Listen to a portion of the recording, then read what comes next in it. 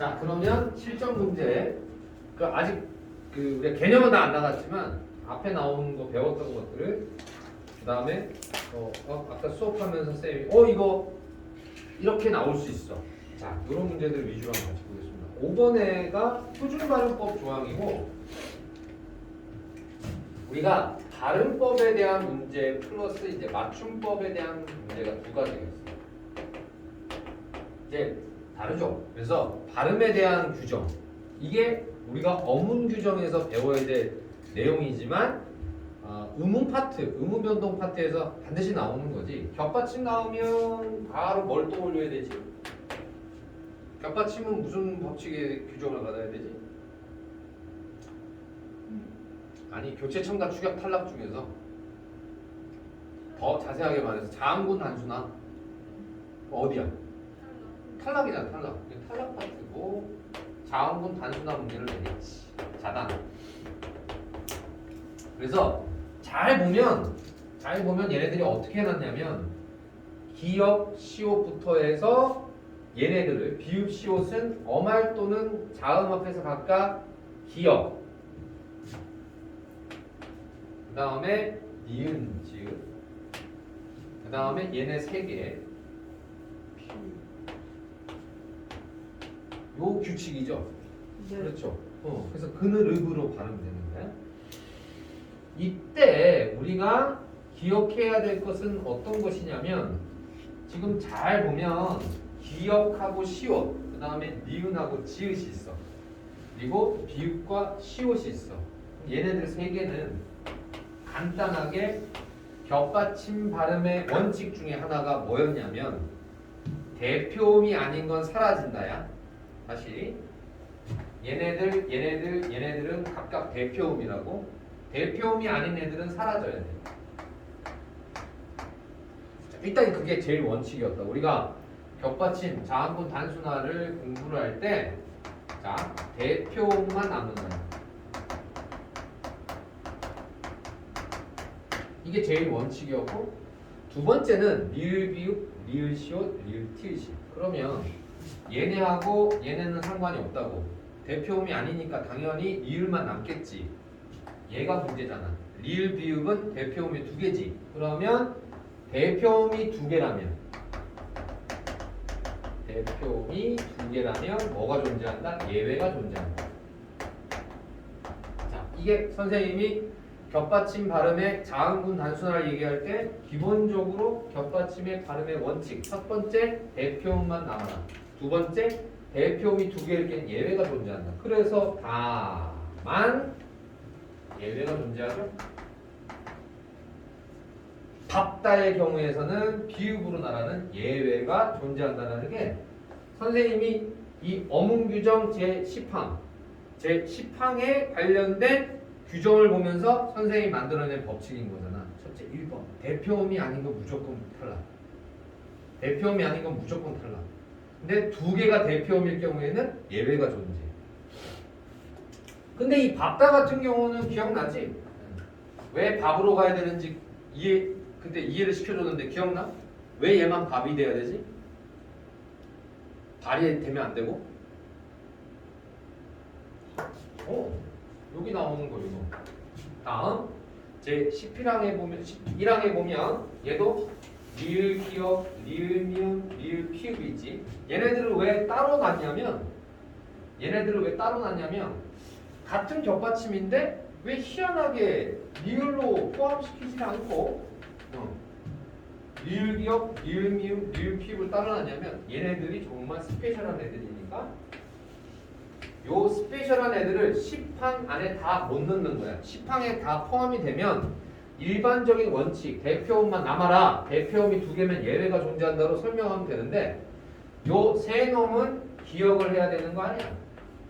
특별히 리을 기역은 기역으로 갑니다. 리을 미음은 미음으로 갑니다. 리을 피읍은 비읍으로 갑니다. 자, 전부 다 리을이 사라지는 계열들이지.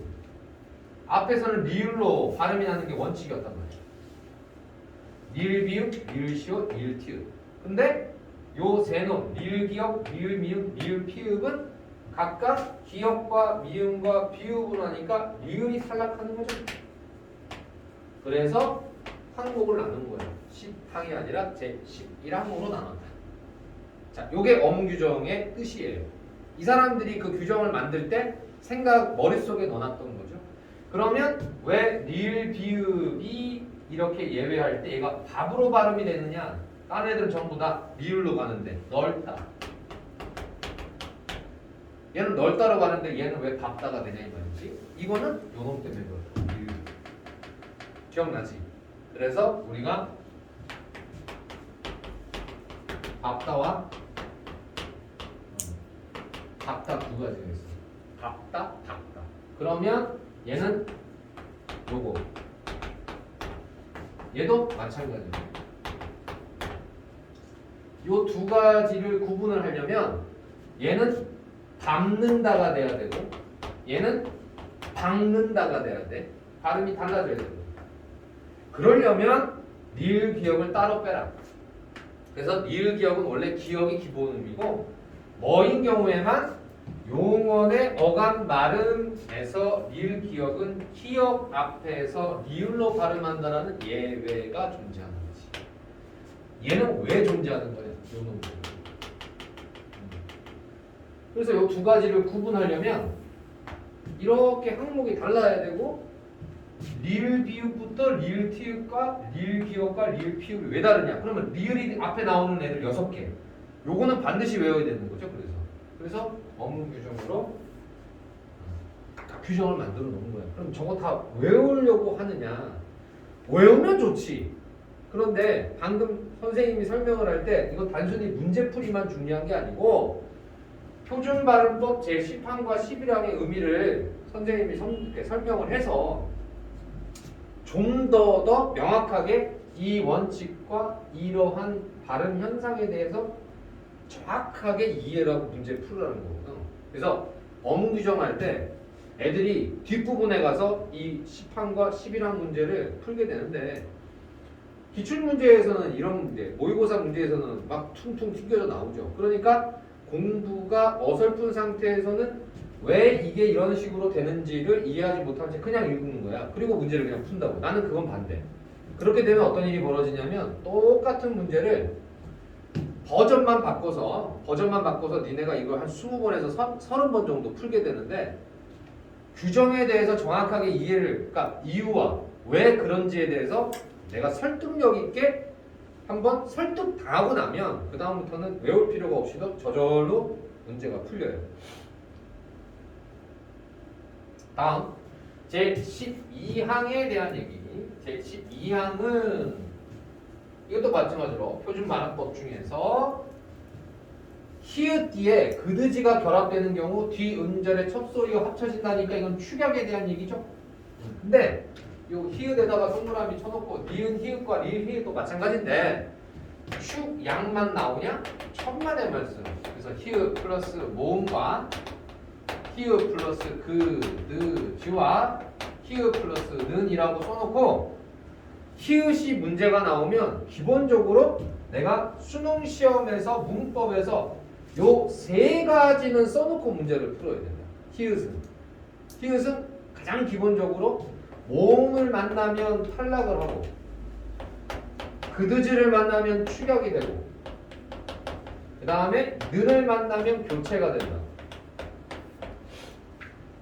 탈락, 축약, 교체가 다 물어볼 수 있는 애니까 쟤는 반드시 머릿속에 기억을 하는 표준발음법 제12항 받침의 발음. 또 하나 격받침이 모음으로 시작된 조사나 어미, 전미사와 결합되는 경우에 뒤에 것만을 첫 음절 소리로 옮겨 발음한다. 이때 녹이다 밑줄. 이 경우 시옷은 된 소리로 발음. 격받침이 모음으로 시작돼. 그러면 이거야. 격받침이 모음으로 시작된. 격받침이 모음으로 시작된. 격받침이 모음으로 시작된. 그러면 시옷이 들어가는 격받침이 뭐가 있느냐? 비읍 시옷, 기역 시옷. 오케이? 자, 그러면 대표적으로 만약에 비읍 시옷이라고 생각을 해보자. 그럼 시옷이 앞에 있는 애들 무조건 대표음이에요. 그죠? 그럼 대표음으로 나오는 놈 다음에 얘가 뒤로 넘어갑니다. 이때 넘어가는 것은 별다른 의문 변동은 아니에요. 자음의 마지막 값이 여기에 빈 공간에 들어가는 거니까 이건 어떠한 음운 변동도 아니에요. 그냥 연음이 되는 거지. 근데 문제는 그 다음이야. 그렇죠? 그래서 요때 벌어지는 일은 뭐냐? 앞에 나오는 놈이 무조건 기역이나 비읍으로 되어 있다고. 디귿, 시옷이라는 겹받침은 없으니까 그러면 무조건 끝나는 게 기역 아니면 비읍으로 끝나게 돼 있거든. 시옷이 붙을 수 있는 건 딱 두 가지밖에 없으니까. 그러면 어떤 일이 벌어지냐? 그는 전부 다 된 소리 되기의 기본 조건이다. 그러니 앞에 있는 소리가 반드시 된 소리 되기 환경을 만들어주기 때문에 뒤에 나오는 건 무조건 된 소리로 발음할 수밖에 없어. 값을. 그 얘기야. 이 경우 시옷은 된 소리로 발음한다. 이해를 해보면 앞에 있는 남아있는 겹받침 중에 하나가 기역 아니면 비읍밖에 없으니까. 기역 아니면 비읍으로 밖에 없으니까 그러면 뒤에 나오는 건 무조건 된 소리가 되죠. 그러면 이거는 교체입니다. 그래서 요 겹받침이 모음으로 시작된 조사나 어미, 전미사와 결합되는 경우에는 뒤에 것만을 뒤 음절의 첫 소리로 옮겨 발음을 하는 건 연음이야. 이건 어떤 음음 변동도 아닌데 얘 때문에 써놓은 거죠. 이 경우에 시옷으로 끝나는 놈은 쓸로 아니면 쓰로, 값으로 이렇게 발음되는 거예요. 값으로, 값을. 요거. 이 말이 무슨 말이에요? 라고 물어보는 거예요. 이 경우 시옷은 된 소리로 된다. 잘 생각해보면 기역 아니면 비읍하고 시옷이 만나는 경우밖에 없는데 반드시 넘어가면 앞에 된 소리 되기 조건을 충족하게 되니까 이 조항이 나오는 거죠. 이게 어문 규정이야. 그러면 사실은 우리가 문법 문제에서 음운 변동 문제를 그냥 자체적으로 우리가 배웠던 내용들을 자체적으로 이렇게 툭 하고 내는 경우도 있고 또 하나 가장 많이 흔하게 접하는 게 어문 규정에 설명되어 있는 것을 접목시켜서 문제를 내는 방식입니다. 근데 어문 규정의 내용을 정확하게 이해하고 있으면 쉽게 문제 풀 수 있죠. 그러니까 이 조항을 어떻게 극복하느냐. 나중에 우리가 이제 그걸 하면서 한번 해볼 필요가 있지. 그 다음에 요거는 다 설명하니까 넘어가겠습니다. 똑같은 거니까. 6번 문제는 표준 발음법 조항 문제인데 이번에는 모음이죠. 모음 발음에 대한 문제. 앞에는 이제 겹받침 하나 가지고 이제 문제를 쫙 내는 거라면 얘는 야, 얘, 여요부터는 전부 다 이중 모음이죠. 이중 모음 위주 닦으면 원칙은 딱 하나, 혀의 위치. 변하죠? 그 다음에 입술의 모양. 변하죠? 이 두 가지가 변하는 놈인데 다만 여기서부터 이제 자음을 첫 소리로 가지는 이게 무슨 뜻이냐면 자음을 첫 소리로 가지는 말. 그래서 의라고 얘기를 했는데 여기 단어가 없잖아. 요게 자음을 첫 소리로 가지는 거죠. 이거 발음할 때는 이중 모음 발음이 안 돼. 얘는 이렇게 되는 거예요.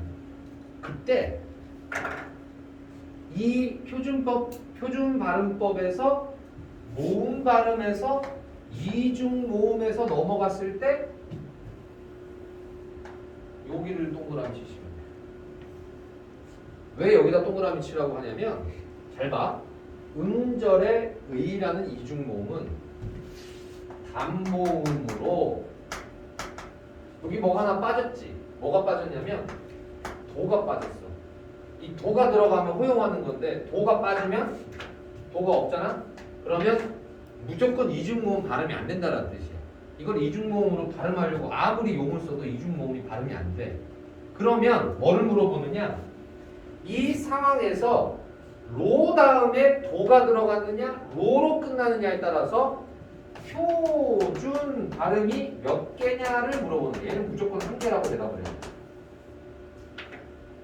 이 규정의 의미는 뭐냐면 이중모음으로 발음이 돼야 되는데 자음을 첫 소리로 가질 때에는 결단코 이중모음으로 발음이 안 되고 단모음으로밖에 발음이 안 되니까 표준 발음의 개수가 몇 개? 한 개.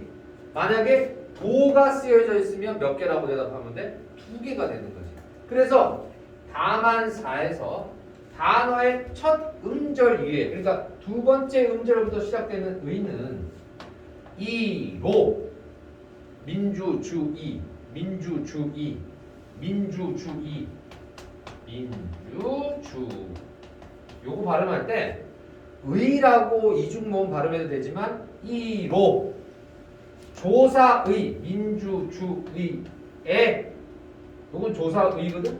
그럼 얘는 에, 얘는 이, 민주주의에, 민주주의에. 이렇게 조건값을 줬을 때 로 발음함도 허용이라는 말이 들어가면 표준 발음이 몇 개? 2개. 다시 이 개수를 왜 자꾸 얘기를 하냐면 규정에서 분명히 얘기를 했단 말이야. 표준 발음이 몇 개냐? 로냐? 로도냐? 허용하냐? 허용하지 않냐? 분명히 언급이 돼 있으니까 우리가 요 허용한다는 말이거나 도라는 말이 들어가면 표준 발음이 2개니까 예를 들어서 이런 거야.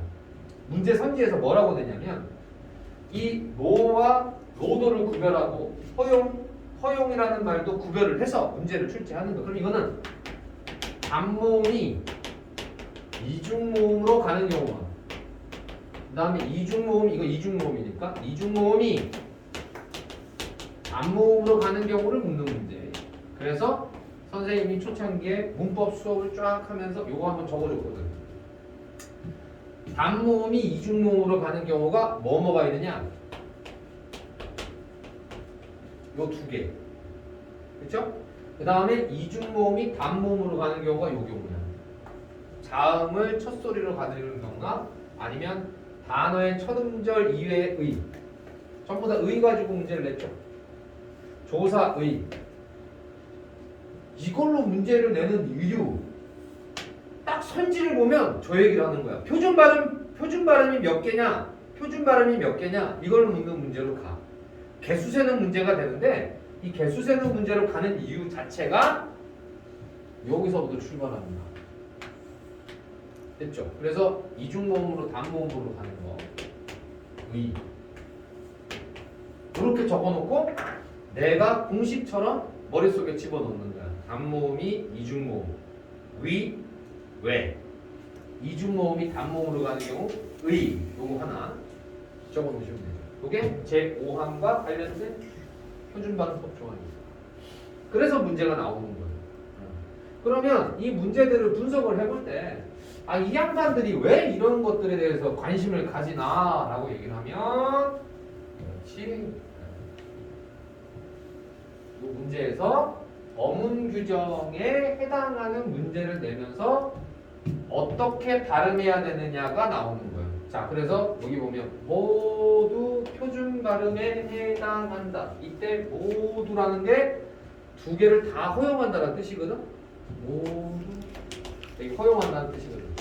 그래서 몇 개냐를 물어보는 거야, 이거. 그 다음에 뭐뭐의와 뭐뭐에. 자, 이게 조사냐 아니냐를 구분하여 뭐뭐와 2개, 그럼 얘가 2개의 표준 발음이 되는 거지. 그래서 이 발음법 문제에 있어서 단모음, 이중모음, 단모음 문제를 내는 이유. 아까도 얘기했지만 자음을 첫소리를 가지느냐 안 가지느냐. 첫소리, 초성에 대한 이해. 2번째, 둘째 음절 이하냐. 그 다음에 마지막 조사의냐를 가지고 문제를 낸단 말이지. 그러니까 알면 이런 거는 그냥 요 지금 나오는 요 단어들, 요 단어를 외워버리시면 되는 겁니다. 그 다음에 자, 선생님이 동그라미 쳐놓은 단어는 무조건 외우시는 거예요. 이 단어 가지고 문제를 조합하는 거예요. 뒤에 나오는 조건값들만 바꾸면 돼. 그러면 계속 이거는 몇십 년 동안 반복되는 문제 패턴입니다. 그러니까 이 파트는 그냥 표준발음법 제5항에 대한 단모음, 이중모음, 단모음은 문제를 이것 이상으로 낼 수가 없는 거예요. 그러면 단어를 써놓고 무조건 외우시는 거죠. 외우는 거예요. 이걸 외워놓고 그 다음에 문제를 보면 똑같은 패턴이 반복되는 걸 알 수 있어요. 그러면 문법에서 우리가 국어의 약한 고리를 찾자라고 그렇게 외치는 이유가 뭐냐면 이거를 알아두면 요 문제 패턴이 딱 나오는 순간 표준 발음법 5항 나오면 아, 뭘 물어볼지를 내가 잡아놓고 푸는 거예요. 빠르죠? 신속하죠? 정확하죠? 그럼 나머지 시간을 우리가 세이브하기 위해서 이 공부하는 건데 공부를 할 때 그러면 내가 끌로 판다라는 표현을 써. 끌로 파. 그 다음에 구멍을 뚫어질 때까지 천착을 해봐 라는 얘기가 뭐냐면 이거 어차피 이런 식으로밖에 문제를 못 내요. 단어를 내가 외워버리면 되거든. 이 여기 나오는 단어들이 그 어문 규정 바로 밑에 예로 나오는 단어들이거든. 전부 다. 규정에 나오는 단어들이야 전부 다. 이걸 갖다가 리믹스를 하는 거야. 계속 원리만 외우면 되는 거야. 그러면 이거를 이렇게 나오는 유형밖에 없다라는 게 인지가 되면 외우면 돼요. 외워놓고 아 결국 표준 발음이 몇 개냐의 문제로 귀결되는구나 라고 이해를 하고 나면 이런 문제가 나오면 진짜 거짓말 안 하고 2초 3초 만에 문제를 푸는 이유가 그건 거야. 내 머릿속에 익혀놨으니까 데이터만 끄집어내면 되는 거죠.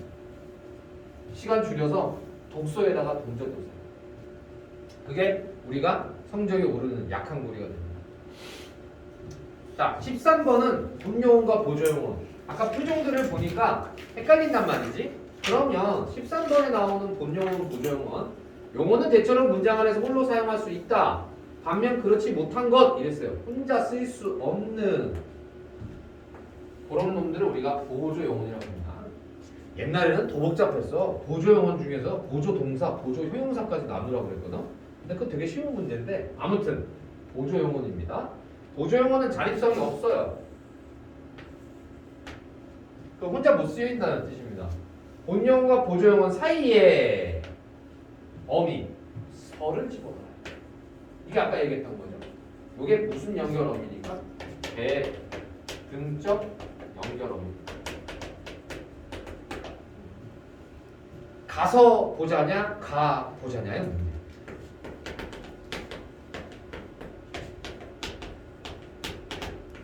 서가 들어가면 얘는 본이에요. 야, 영화는 우리가 극장에 가서 보자요. 자, 우리가 영화는 극장에 가서 보자입니다. 그러면 앞에 나오는 가서는 내가 극장에 가는 거예요. 내가 극장에 가는 겁니다. 두 번째, 보다는 내가 영화를 보는 겁니다. 아시죠? 영화는 극장에 가서 보자는 내가 됐든 간에 우리가 됐든 간에 주어가 앞에 있으면 영화는 극장에 가서 보자야. 맞지? 그러면 이 문장은 구성이 어떻게 되냐면 가자. 어디로? 극장에. 그치? 얘가 부사어가 되는 거고 보자의 목적어는 영화입니다. 영화를 보자야. 그럼 이건 결국에는 뭐야? 문장이 두 개가 결합된 문장이라는 거지. 그래서 본영어과 본용어이 결합이 되면 대등적 연결어미가 왜 들어가냐면 두 개의 문장이거든. 그래서 독립돼 있어요. 가다와 영화를 보다. 극장에 가다와 영화를 보다라는 두 문장을 결합을 해서 본용어이 돼. 근데 우리 있잖아. 내일 우리가 한번 어디 한번 가보자. 여기 말하는 가보자가 만약에 극장에 가보자면 영화를 빼고 극장만 집어넣었어. 극장에 가보자. 그러면 여기서 극장에 가서 보자는 영화를 보는 건데 그 말이 없고 그냥 한번 가보자라는 뜻의 시도를 뜻하게 되고 try의 뜻이 되면 얘는 보조가 됩니다. 같은 보자인데 앞에 서가 붙느냐 서가 붙을 수 없느냐에 따라서 얘는 의미가 달라집니다. 못 붙다는 것은 얘는 시도의 뜻입니다. 우리 한번 해보자. 우리 열심히 한번 해보자. 이 보자가 뭔가를 보다는 뜻이 아닌 거지. 시도의 뜻이에요. 시도. 오케이? 이런 경우에는 보조용어라는 거지. 아무리 얘기해도 사실은 이거는 다른 필요가 없어요. 넣어봐. 넣어서 말이 되는지 보란 말이야. 그러면 또 하나 다른 문장 성분이 개입될 수 없다라고 하는 특징을 나타낸다 그랬죠. 그러면 가서 보자는 이게 문장의 개입이라는 게 어떤 거냐면 내가 극장에 아니면 우리는 극장에 가서 영화를 보자가 된다는 뜻이야. 가서 영화를 대입이 되죠. 다른 문장 성분이 가운데 들어갈 수 있다는 거야. 왜? 얘가 독립적인 서술어니까. 이해됐니? 그죠? 근데 얘는 못 들어가요. 해보자에도 못 들어가요. 왜? 얘는 독립적인 보조용어이 아닙니다. 독립적인 본용어이 아니니까. 아니니까 못 들어가. 이니까 들어가. 요 말이야. 두 가지 가지고 판단하는 건데 일단 요거가 가장 중요합니다. 본용어는 실질적인 뜻을 나타내고 보조용어는 본용어 뒤에 붙어서 일정한 의미를 보충해주는 기능을 한다. 그래서 요 개념은 이런 뜻으로 내 머릿속에다 집어넣으면 되는 거야. 서, 아서어서 서 넣어보고 중간에 어떤 다른 말들을 집어넣어서 말이 되는지 안 되는지를 판단하는 방법 두 가지가 있습니다. 그래서 실제로 해보면 날씨가 추워 온다도 마찬가지로 추워서 온다 안 되거든. 추워서 온다 안 되고 서가 안 들어가죠. 나는 먹고서 싶다 안 되죠. 사람들은 모두 떠나서 버렸다 안 되죠. 연극은 숙제를 마치고서 보자 되죠. 왜요? 마치는 건 숙제요, 보는 건 연극입니다. 두 문장이 합쳐지는 겁니다. 문장 성분 분석해보면 아주 간단하게 끝나는 거예요. 보자는 본, 끝. 그 다음에 꺼져서 간다 안 되죠. 진행을 나타내고 희망을 나타내고 얘는 완료의 형태. 다 다른 뜻으로 쓰여요. 희망이나 완료나 진행을 나타내는 거죠. 본래 의미가 아니야. 주목할 것은 사실은 이 보다인데 요 보다라는 놈이 그러니까 보다, 가다 이런 거 전부 다 보다, 가다 많이 나오는 거예요. 쉽다를 헷갈리는 애는 절대 없어. 이걸 보조용어 대신 본용어로 부르는 애는 거의 없고요. 그 다음에 버리다. 요 세 가지는 머릿속에 집어넣는 게 좋아요. 그리고 실제 사전을 봐도 보자, 가다, 버리다는 명확하게 뜻을 써놨어요. 보다, 가다, 버리다는 동사이면서 보조 용언이라는 표시를 정확하게 놓습니다. 요 세 놈 정도는 외워놓는 게 좋을 거예요.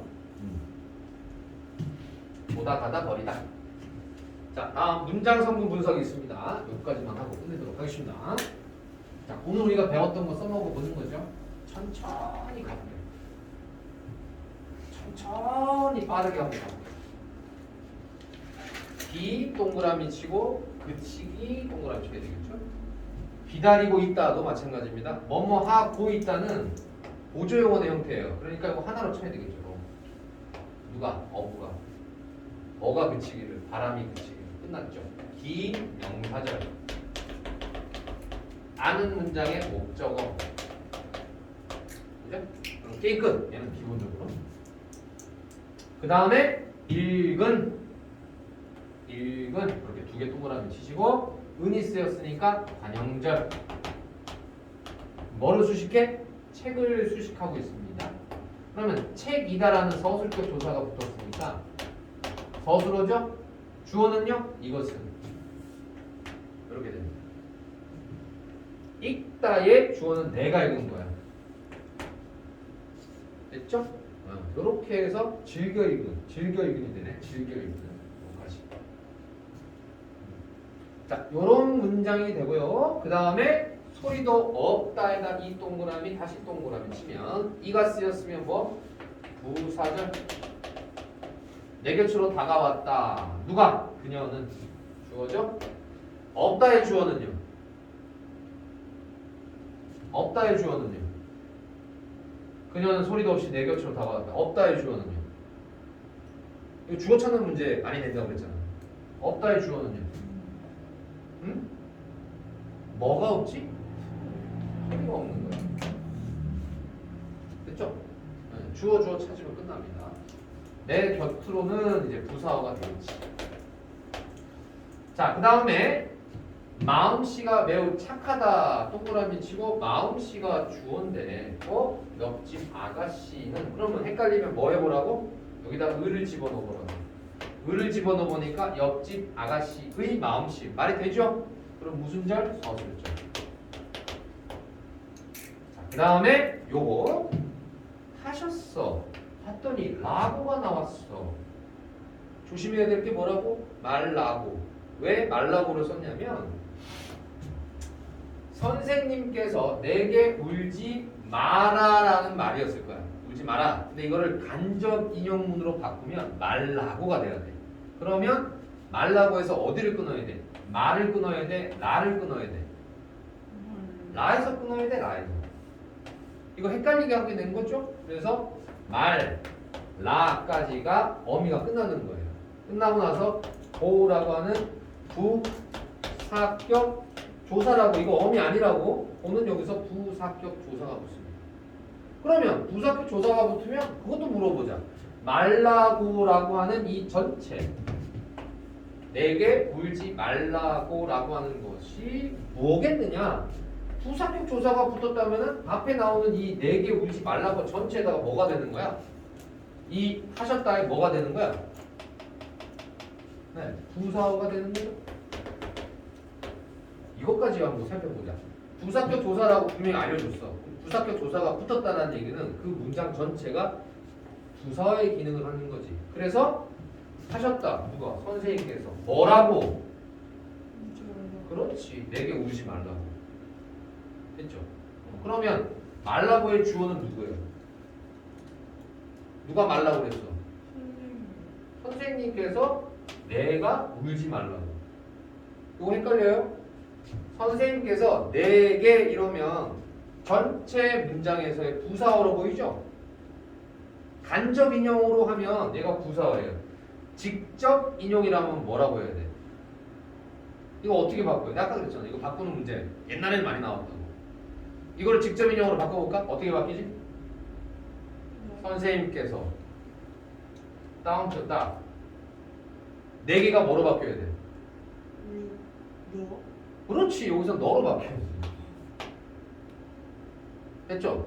요런 문제로 싹 갑니다. 그러니까 원래 울지 말아라라는 것은 너는 울지 말아라가 되는 거거든. 너는 울지 마라. 너는 울지 말아야. 라는 문장을 바꾸면 4개가 되는 거예요. 어때? 요 문제는 왜 내겠어? 성분. 문장 성분 문제. 그러니까 옛날에는 굉장히 많이 나왔어요. 직접 인용을 간접 인용으로 바꿀 수 있느냐. 그러면 의미도 파악을 해야 되고 문장 성분도 이해가 돼야 풀 수 있는 문제가 됩니다. 자, 그 다음에 요거 조심해라. 라고가 아니다. 말라고가 되는 것이다. 자, 오늘 여기까지 하도록 하죠. 수고도 많으셨습니다.